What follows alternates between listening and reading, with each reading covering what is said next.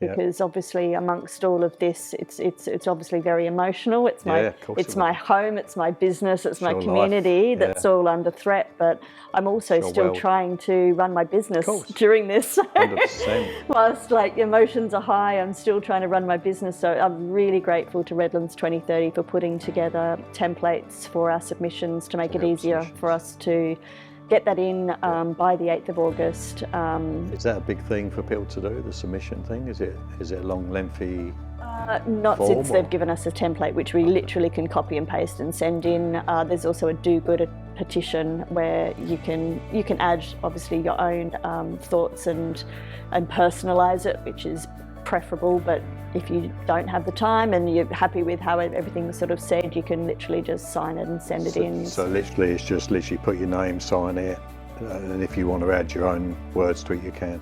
So it's pretty straightforward, really. Okay. Well, hopefully we'll get a few people actually clicking on the link and submitting their views, really. Yeah.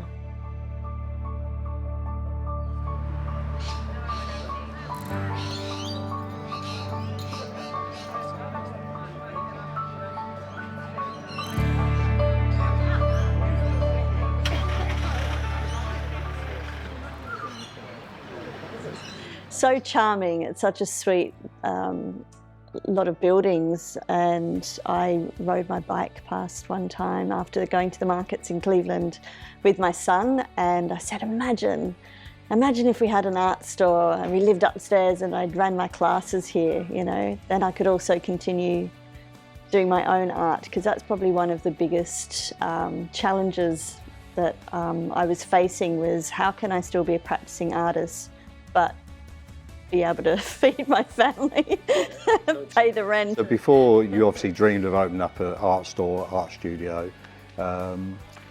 Was you doing something like that before? Was you doing drawing lessons or some sort of classes? I was actually teaching at the Queensland College of the Arts, and I was doing some drawing classes, teaching. So I was a sessional staff member at QCA. And teaching some drawing classes externally from the uni as well.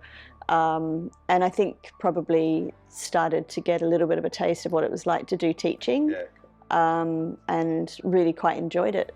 Got quite a buzz from... Satisfaction. Yeah. From teaching, breaking things down, realised really quickly how much I was learning through the process of teaching as well. You know, you've really got to know your subject to be able to break it down and deliver it to other people. So I was learning such a lot, and I was getting a real buzz from that process. Teaching wasn't something I really had in mind.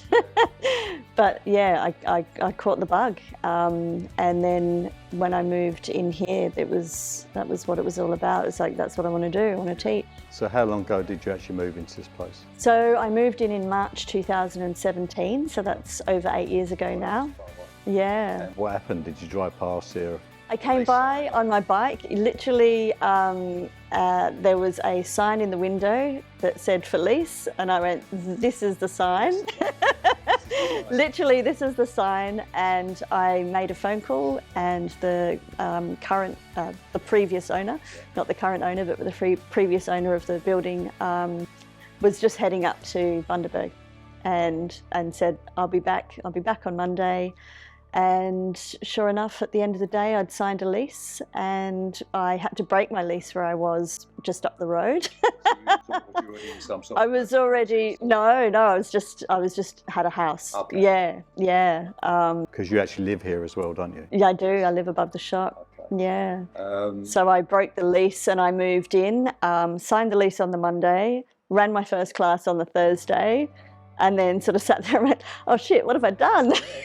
This is real. This is big. Yeah. And it just grew from there. And obviously you had no supplies in the shop at the time. No. Yeah, I just built it up from, got a few tables from Bunnings and pulled out my materials and shared them with my students. We did life drawing classes. I started developing my drawing course, which is now one of the main courses that runs here. So I'm the principal tutor at the studio now, and I teach the drawing classes. But since we've grown and I've had guest artists, and we've got people like Corinne Luque who's running the watercolour classes regularly now, so we're building on the amount of tutors that we have. And yeah, so in my submission I've asked the council to not preference the profits of one developer over the significant losses to the Redlands coast community, from everything down to losing, the tenants losing their homes in the midst of a cost of living and housing crisis. It's not a great time to be looking for somewhere.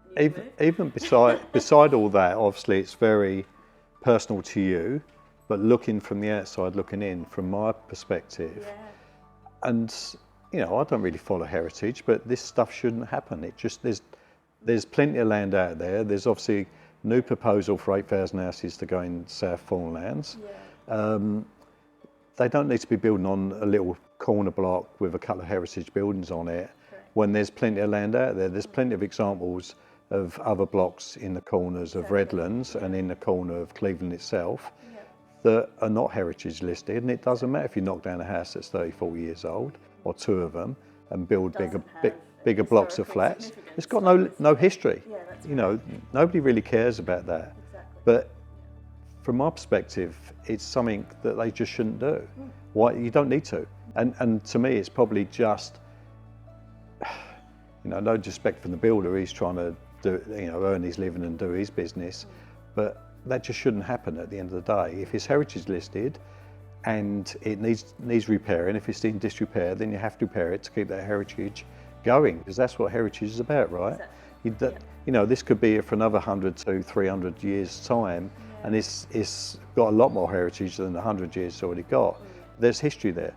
There's already a history in the Redlands. There's old buildings, like I say, as part of could be a heritage trail that could easily be something in the future. And even if it's not that current now in 2025, it could be very current in 2050, 2075, or 2030. All that stuff. It's just everything changes as years go on, and it becomes more and more important that our heritage is. Well, once this is gone, it's gone. That's the collective memory will go, and that's a tragedy. Yeah, that shouldn't happen. No, it shouldn't. 100% it shouldn't. I just don't understand how even anybody can consider it.